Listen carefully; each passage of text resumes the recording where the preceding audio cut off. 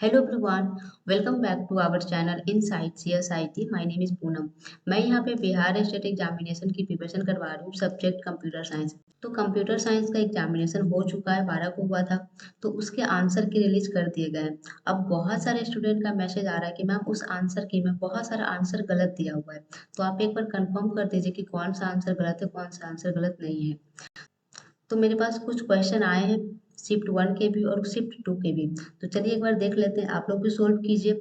और अगर इसके बाद भी अगर आपको कोई इसके अलावा कोई क्वेश्चन आपको दिखता है तो आप जरूर कमेंट सेक्शन में बताइए, मैं सोल्व कर दूंगी। वैसे तो मैं सारे क्वेश्चन को करवाऊंगी एनालिसिस एक बार, बट अभी रिसेंटली मेरे पास जितने क्वेश्चन आए हैं मैं उसको भी सिर्फ रिव्यू कर रही हूँ। आप भी सोल्व कीजिए, मैं भी सोल्व कर रही हूँ। और अगर मेरा आंसर गलत रहता है तो बेझिझक बताइए, क्योंकि ये देखिए एग्जाम का क्वेश्चन है। मेरे पास कोई सॉलिड 100% प्रूफ वाला आंसर नहीं है। आप लोगों को लग रहा है कि गलत है, हो सकता है मैं भी सोल्व करूंगी मुझे भी लगेगा गलत है, या फिर हो सकता है कि मेरे ही कैलकुलेशन में कोई मिस्टेक हो। तो आप लोग जरूर बताइए। तो चलिए हम लोग सोल्व करते हैं। देखिए हमारे पास शिफ्ट 1 का है ये पेपर। और फर्स्ट क्वेश्चन इसमें से जैसे कि हमें कुछ क्वेश्चन मिला है। एक तो हमारा एक है, एक हमें 6 क्वेश्चन, क्वेश्चन 6 है, और एक हमारा 18 है, और एक 43 है, एक 59 है, 74 है, और 82 है।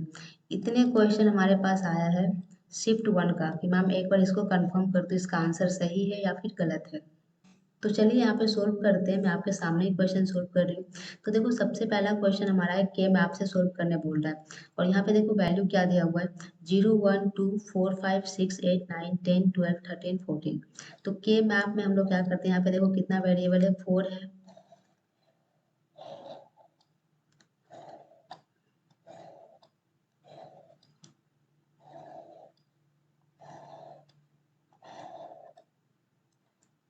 यहाँ पे क्या है, ए बी है, और इधर सी डी है। तो हम लोग इस तरह से देते हैं, C bar D bar, C bar D, C D bar, A bar B bar, A bar B, A B, और ए बी बार। और नंबरिंग किस तरह से करते हैं, 0 1 2 3 4 5 6 7 8 9 10 11 12 13 14 15।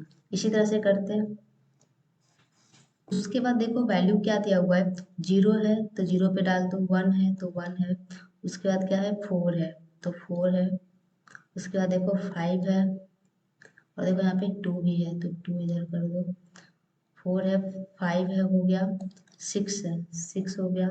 उसके बाद 8 है तो 8 यहाँ हो गया, 9 है तो 9, 10 है तो 10, उसके बाद 12 है तो 12, 13 हो गया, और फिर 14 हो गया।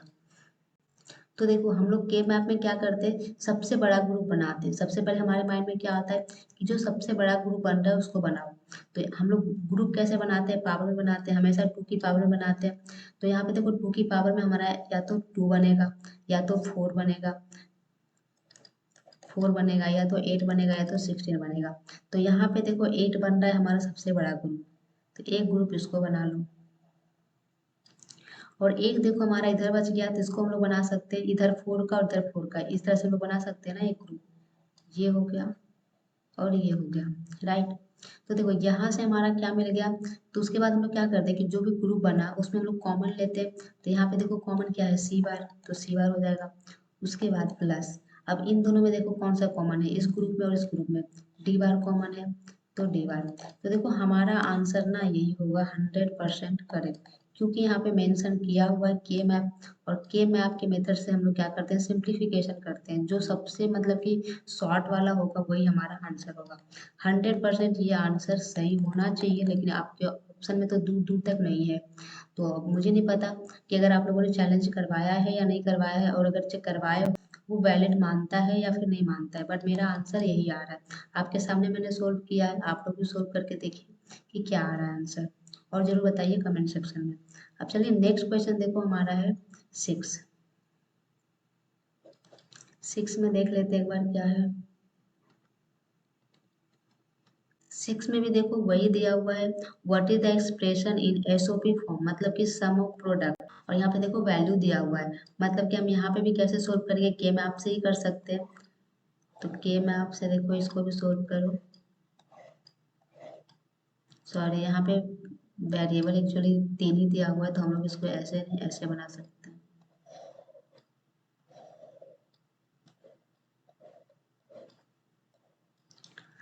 इसको ए ले लेते हैं, इसको बी सी ले लेते हैं, तो क्या हो जाएगा, बी बार सी बार, बी बार सी, बी सी, बी सी बार, और ये हो जाता है ए बार ए, ऐसे होता है। इसका नंबरिंग हम लोग करते हैं 1 0 1, और ये हो जाता है 2, ये हो जाता है 3, ये 4 5 6 7। यहाँ पे देखो वैल्यू क्या दिया हुआ है, 0 दिया हुआ है तो 0 हो गया, 2 दिया हुआ है तो 2 हो गया, उसके बाद 3 है तो 3 हो गया, 1 है तो 1 हो गया, और एक 5 है। तो देखो इसमें हमारा एक ग्रुप क्या बनेगा, सबसे बड़ा ये बनेगा, और एक देखो हमारा इधर 1 है, तो हम ऐसे ग्रुप बना सकते हैं।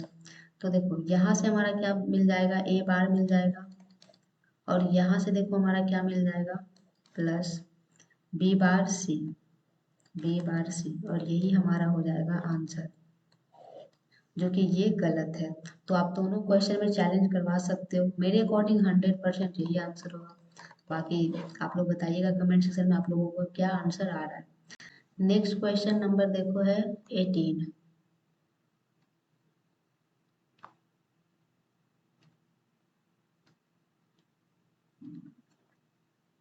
18 क्वेश्चन में देखो कह रहा है कि द रिकरेंस इक्वेशन, यहाँ पे एक रिकरेंस इक्वेशन दिया हुआ है, response the time complexity of which algorithm paradigm.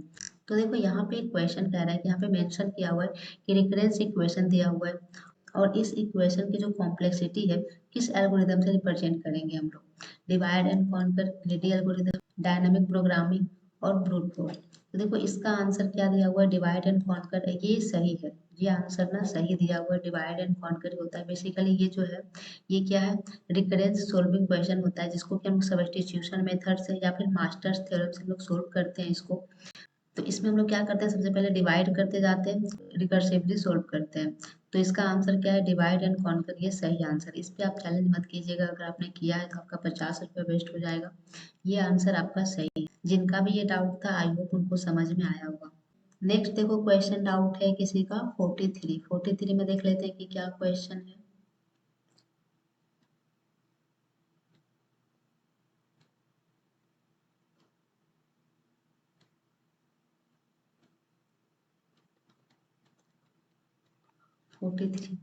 Data transmission using multiple pathway simultaneously is known as.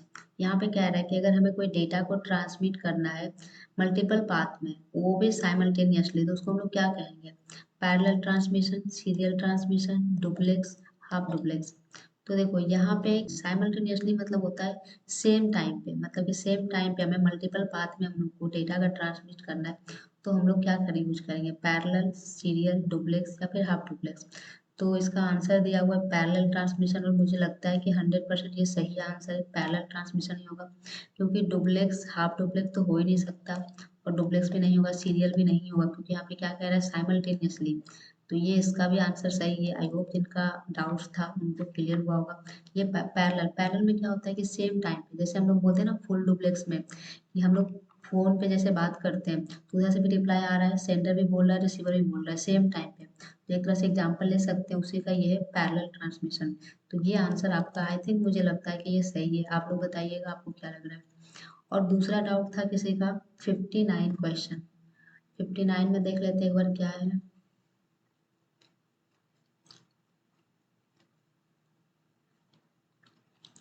59, 59 देखो बोल रहा है which principle ensure that only essential information is visible to the outside world.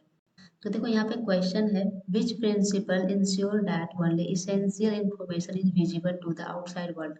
यहाँ पे question कर रहा है कि उस प्रिंसिपल को हम लोग क्या कहते हैं कि जो ओनली इसेंशियल इंफॉर्मेशन जो होता है वही हमें विजिबल है। तो ऑप्शन में दिया है polymorphism, information hiding, encapsulation, abstraction.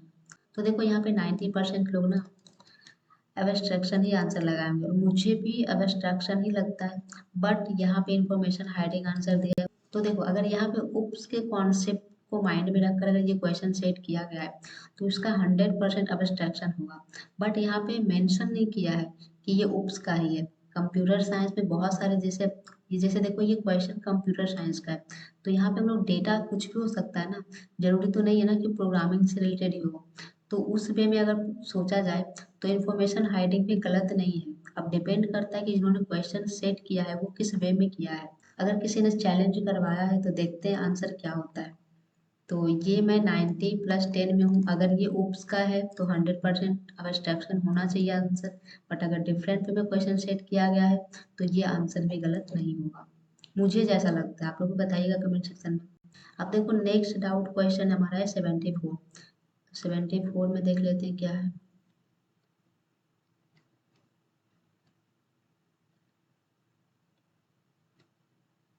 74, हाँ देखो। तो देखो 74 क्वेश्चन में है the class of CFG is not closed under. CFG क्या होता है? Context free grammar. हम लोगों ने पढ़ा था इसको, बट हम लोग ये क्वेश्चन नहीं किए थे, इसका ना ही कॉन्सेप्ट पढ़े थे। मैं भी एक दो क्लास लेती तो मैं जरूर बताती, मुझे लग रहा था कि ये इंपॉर्टेंट है, यहाँ से क्वेश्चन बनेंगे, लेकिन हमारे पास टाइम ही नहीं था। ये क्वेश्चन देखो, अगर अगर थ्योरी ऑफ कंप्यूटेशन से क्वेश्चन आया तो यहाँ से आएगा ही आएगा। ये कहाँ का क्वेश्चन है? Closure property.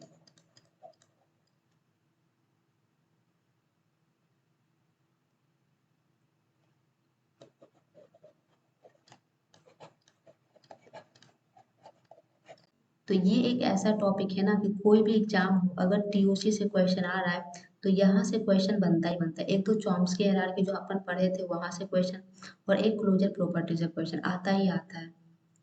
तो देखो यहाँ पे क्वेश्चन क्या पूछा है कि नॉट क्लोज। देखो मैंने यहाँ पे ना आपके लिए चार्ट भी लगा रखा है। यहाँ देखो, ये मेरे hand written notes, I hope आपको दिखेगा। यहाँ पे देखो क्या है, कौन सा क्लोज है कौन सा क्लोज नहीं है। तो देखो इसमें नो मेंशन किया हुआ है, मतलब ये क्लोज नहीं है, और जिसमें यस है मतलब कि क्लोज है। तो यहाँ पे देखो क्वेश्चन क्या है, ऑप्शन क्या है देखो। फर्स्ट में है concatenation, intersection, union, repeated concatenation. तो देखो सबसे पहला आंसर मैंने एक ही याद रखा है, इंटरसेक्शन। इंटरसेक्शन CFG में क्लोज नहीं होता है। यहाँ पे देखो नो है, और इंटरसेक्शन ही होना चाहिए, बट आई डोंट नो इसका आंसर रिपीटेड कॉन्केटेनेशन क्यों दिया हुआ है। आपने अगर चैलेंज करवाया तो अच्छी बात है, करवा सकते हो ये क्वेश्चन, क्योंकि ये क्या है, इंटरसेक्शन ही होगा इसका राइट आंसर। तो इसका आंसर बी होना चाहिए मेरे अकॉर्डिंग। बाकी देखो कॉन्केटेनेशन कहाँ पे है,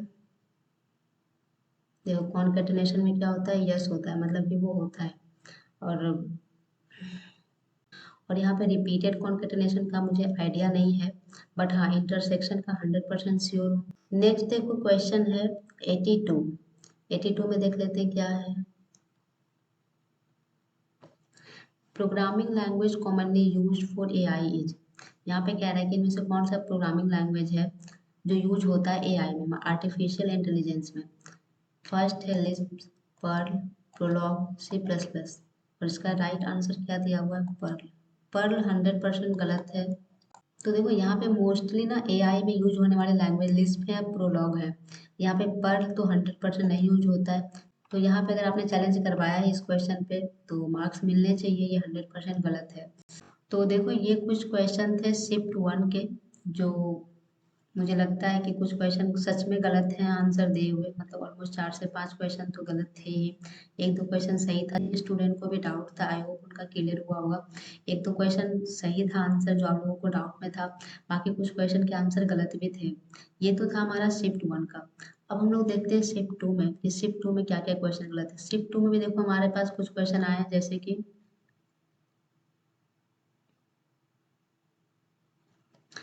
इसमें भी देखो हमारे पास क्वेश्चन है कुछ, 1 है, 4 है, 10, 34, 38, 58 और 75। इतने कुछ क्वेश्चन हमें मिले हैं जिसमें कि स्टूडेंट्स को डाउट है। तो चलिए हम लोग बारी बारी से देखते हैं। और सबसे आश्चर्य की बात यह है कि शिफ्ट 1 और शिफ्ट टू, दोनों में पहला क्वेश्चन का ही आंसर गलत है। मतलब कि लोगों को जो डाउट है, पहला का तो गलत था ही शिफ्ट वन वाले में, जैसा कि अपन ने सोल्व किया है। बाकी देखो दूसरे में भी फर्स्ट क्वेश्चन में ही डाउट है, मतलब कि फर्स्ट क्वेश्चन का ही आंसर गलत है। तो आप सोचो कि जिन्होंने क्वेश्चन सेट करा है वो क्या आंख बंद करके क्वेश्चन सेट करते हैं? मतलब कि इतने क्वेश्चन का आंसर गलत है। एक दो क्वेश्चन का चलो बाय मिस्टेकली हो जाता है तो ठीक है, बट इतने क्वेश्चन का आंसर गलत, ऊपर से एक क्वेश्चन को चैलेंज करवाने में आप ले रहे हो 50 रुपया। हम लोग जो क्लास बनाते हैं उसको भी 2 से 3 बार देखते हैं कि कोई क्वेश्चन का आंसर गलत ना। गूगल पे बहुत सारे क्वेश्चन के आंसर गलत रहते हैं, तो जहाँ भी मुझे डाउट लगता है मैं बुक देखती हूँ, वहाँ से थ्योरी पढ़ती हूँ, फिर वहाँ से कंफर्म करती हूँ आंसर कि सही है या गलत है। बट यहाँ तो मुझे लगता है कि कुछ क्वेश्चन ऐसा है कि जो गूगल पे आंसर दिया हुआ है गलत है, तो यहाँ पे भी वही गलत दिया हुआ है। तो क्या कर सकते हैं, चलिए हम लोग क्वेश्चन सोल्व कर लेते हैं। देखिए यहाँ पे फर्स्ट क्वेश्चन आपका दिया हुआ है, ए की वैल्यू दी हुई है 1 1 0 0 1, ये ए की वैल्यू है, और ये बी की वैल्यू है 0 0 1 1 0 0। यहाँ पे देखो पहले क्या कह रहा है कि ऐड करो, तो पहले देखो इसको अगर हम लोग ऐड करेंगे तो ये क्या हो जाएगा, जीरो हो जाएगा, 0 0 0 0, ये 0 हो गया। उसके बाद देखो यहाँ पे क्या कह रहा है कि not a not be, not a not be का मतलब क्या हुआ कि ये उल्टा कर दो, मतलब कि 0 0 1 1 1 0, और ये क्या हो जाएगा 1 1 0 0 1 1, यही है। अब इसको फिर ऐड करने बोला तो ऐड करो, तो ऐड क्या हो जाएगा, ये 0 हो जाएगा, ये 1 हो जाएगा, 0 0 0 0, ये हो जाएगा। और उसके बाद देखो यहाँ पे क्या कर रहे हैं, और करो, मतलब कि ए एंड बी जो आया, और उसके बाद not A and not be जो आया उसका क्या करो, और करो। तो क्या आया, 1 2 3 4 5 6, ये आ गया 0 0 0 0 1 0, यही है। और इसका और करेंगे तो क्या हो जाएगा, 0 1 0 0 0 0, ये हमारा होगा राइट आंसर। बट देखो यहाँ पे आंसर क्या दिया हुआ है, ये तो 100% मुझे लग रहा है कि गलत है। अब अगर आपने चैलेंज करवाया है तो अच्छी बात है, बढ़ना चाहिए मार्क्स। आप लोग भी बताइएगा कमेंट सेक्शन में आपका क्या आंसर आ रहा है इसका। ये तो हो गया हमारा फर्स्ट क्वेश्चन। उसके बाद है हमारा फोर्थ क्वेश्चन। फोर्थ क्वेश्चन देख लेते हैं क्या है। फोर्थ क्वेश्चन फिर से के मैप, देखो चलो सोल्व करते हैं। मतलब के मैप का सारा क्वेश्चन गलत।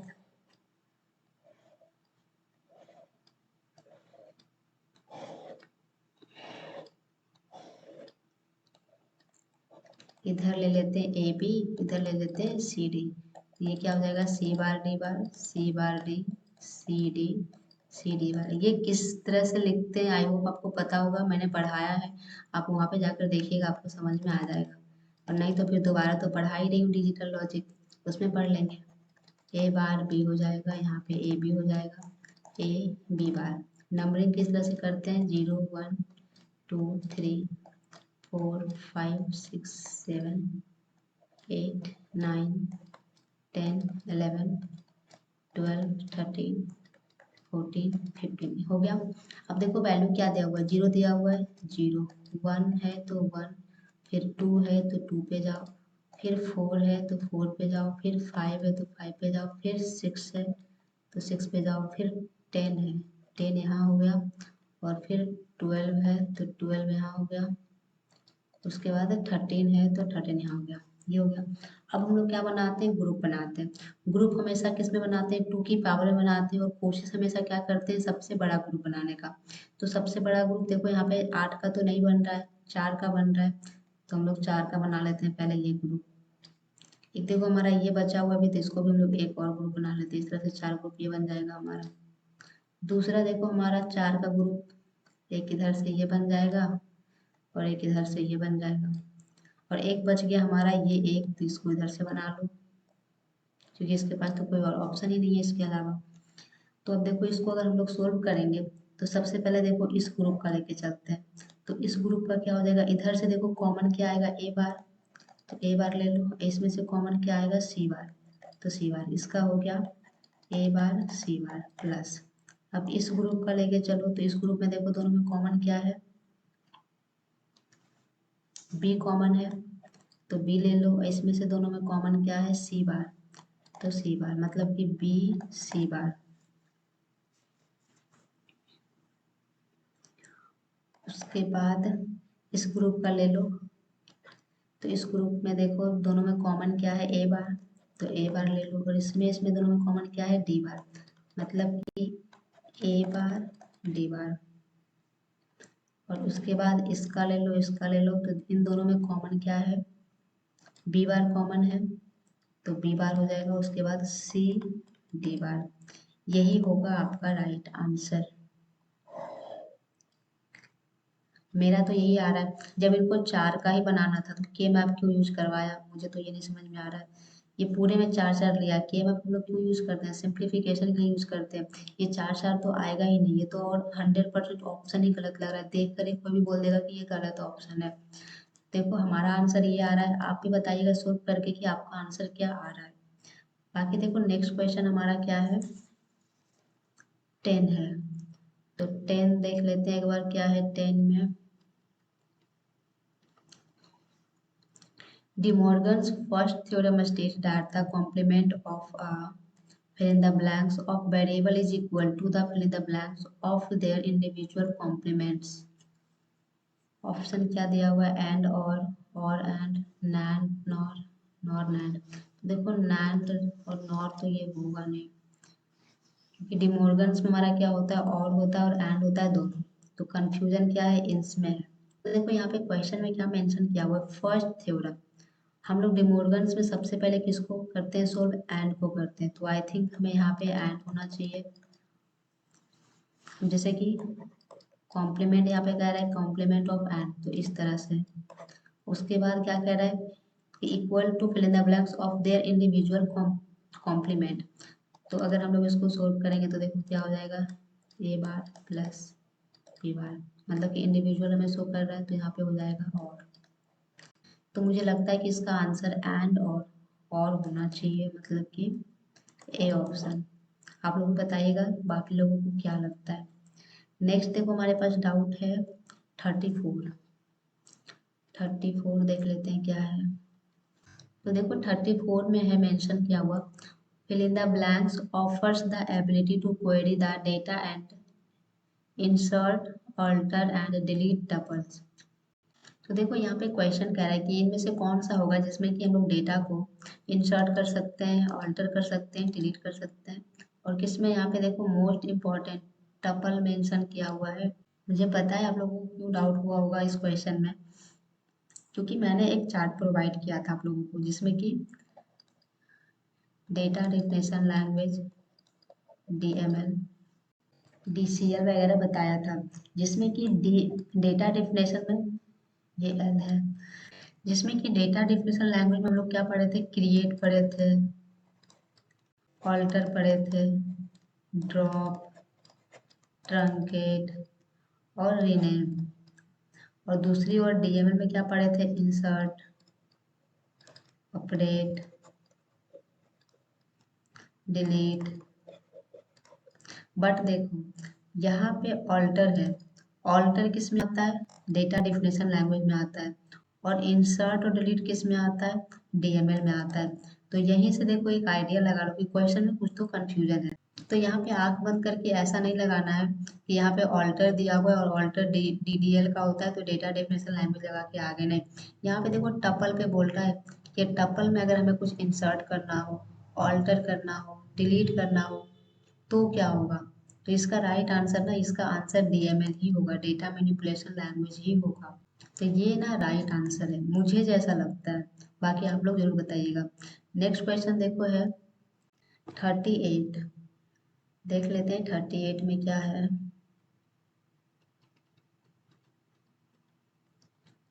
तो 38 में बोल रहा है which of the following refers to the number of attribute in a relation. तो यहाँ पे क्वेश्चन कह रहा है कि इनमें से कौन सा है जो नंबर ऑफ एट्रीब्यूट को शो करता है रिलेशन में, row, degree, column, all of the above. और आंसर क्या दिया हुआ है, रो। तो देखो ये आंसर है गलत। 100% आप इस पे चैलेंज कर सकते हो, इसका राइट आंसर होगा डिग्री। तो जहाँ पे मैंने डीबीएमएस पढ़ाया था वहाँ पे आप देखिएगा क्लास में मैंने इंपॉर्टेंट टर्मिनोलॉजी करके बहुत सारे वर्ड बताया था।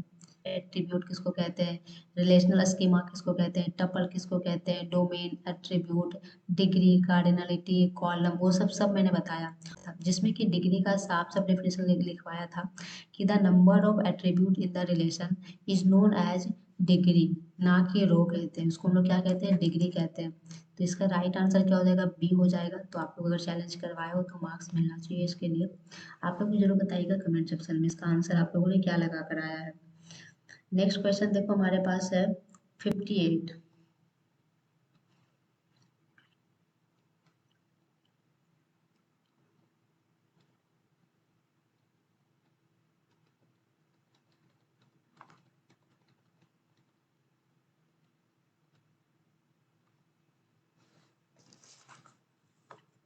58 में देखो क्या क्वेश्चन है, what is the term for creating a new class that inherits properties and behaviour from the existing class. तो यहाँ पे क्वेश्चन कह रहा है कि जो हमारा एग्जिस्टिंग क्लास है उसमें अगर न्यू क्लासेस क्रिएट करना है तो उस प्रॉपर्टीज को हम लोग क्या कहते हैं, पॉलीमॉर्फिज्म कहते हैं, इनकैप्सुलेशन कहते हैं, एब्स्ट्रैक्शन कहते हैं, डेरिवेशन कहते हैं। और इसका राइट आंसर क्या है, डेरिवेशन। और कुछ लोगों का कहना था कि इसका आंसर इनहेरिटेंस होना चाहिए, लेकिन इनहेरिटेंस तो इसमें ऑप्शन में ही नहीं है ना, तो कोई ना कोई तो होगा ही ना। तो इसका राइट आंसर मुझे जितना लगता है वो क्या है, डेरिवेशन सही है। तो देखो डेरिवेशन यहाँ पे इसलिए सही होगा क्योंकि उप्स का ही फीचर्स होता है इनहेरिटेंस। तो इनहेरिटेंस में क्या होता है कि इसमें एक ऐसे क्लास क्रिएट कर सकते हैं जो कि अपने पेरेंट्स क्लास उसके प्रॉपर्टीज और बिहेवियर फीचर्स को क्या कर सकते हैं, इनहेरिट कर सकते हैं। तो उस क्लास को हम कहते हैं चाइल्ड क्लास। और चाइल्ड क्लास में हम लोग क्या कहते हैं, डेरिवेशन कहते हैं। तो इसका आंसर मुझे लगता है कि सही है। बाकी आप लोग बताइएगा कमेंट सेक्शन में इसका आंसर आप लोगों को क्या लगता है। नेक्स्ट क्वेश्चन की ओर बढ़ते हैं। नेक्स्ट क्वेश्चन देखो हमारा है 75। देख लेते हैं 75 में क्या है।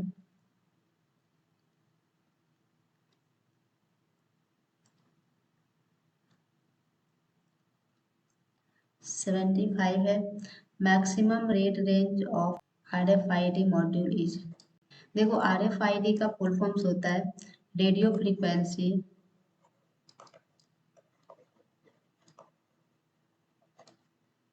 आइडेंटिफिकेशन।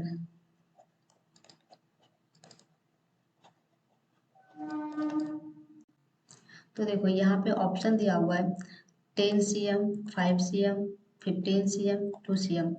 तो देखो इसका आंसर मुझे भी नहीं पता कंफर्म क्या है, बट जितना मैंने सर्च करा है अभी तो मुझे गूगल पे एग्जैक्ट क्वेश्चन दिखा है इसका, और इसका आंसर उसमें दिया हुआ है 5 cm। बट अगर आप डायरेक्ट ऐसे सर्च करोगे ना तो अभी रिसेंटली 10 बताता है, कहीं पे आपको 10 से ज़्यादा भी बताएगा, 12 बताएगा। तो मुझे लगता है कि चैलेंज करना चाहिए इस क्वेश्चन पे, मार्क्स मिलने चाहिए, क्योंकि जो भी रिसेंटली चल रहा है ना वो 10+ है। तो आप 5 cm नहीं दे सकते हो, क्योंकि रूल ये कहता है कि अगर आपका आज एग्जाम हुआ है और अगर कल तक भी कुछ चेंज हुआ है तो वो इसको ही फॉलो करना चाहिए, ना कि बहुत पहले वाला। मैं तो यही कहूँगी कि जहाँ से इन्होंने क्वेश्चन उठाया है वहाँ पे जो आंसर दिया हुआ है वही आंसर यहाँ पे डाल दिया, कोई वेरिफिकेशन किया ही नहीं है कि अभी क्या चल रहा है नहीं चल रहा है कुछ नहीं। तो ये आंसर भी गलत है वैसे। पता नहीं वो मानेंगे नहीं मानेंगे, वो उनका मैटर है। बट अभी रिसेंटली चल रहा है 10 cm, 10+ कह सकते हो। तो इसका राइट आंसर हम वही समझेंगे। तो आप लोग बताइएगा क्या इस क्वेश्चन पे आप लोगों ने चैलेंज किया है या फिर नहीं किया है। तो ये आज के कुछ क्वेश्चन थे जिसमें कि स्टूडेंट के डाउट्स थे, जिन्होंने मुझे मेंशन करा था कि इस सब क्वेश्चन को डिस्कस कीजिए। तो आई होप आपके लिए ये सीरीज हेल्पफुल रही होगी। बाकी आप लोगों को और भी कोई क्वेश्चन में डाउट है तो आप कमेंट सेक्शन में जरूर बताइए, मैं उसको सोल्व करवा दूंगी। वैसे मैं जितने भी क्वेश्चन है ना मैं सारे क्वेश्चन को सोल्व करवाऊंगी। अभी मैं थोड़ा सा बिजी हूँ नोट्स बनाने में, आप लोगों के लिए नोट्स बना रही हूँ रात रात भर जग कर, सो डैट कि आप लोगों को जो एग्ज़ाम होने वाला है अपकमिंग एग्जामिनेशन BPSC वाला, उससे पहले आप लोगों तक पहुंच जाए, जिससे कि आप रिवीजन अच्छे से कर सकें।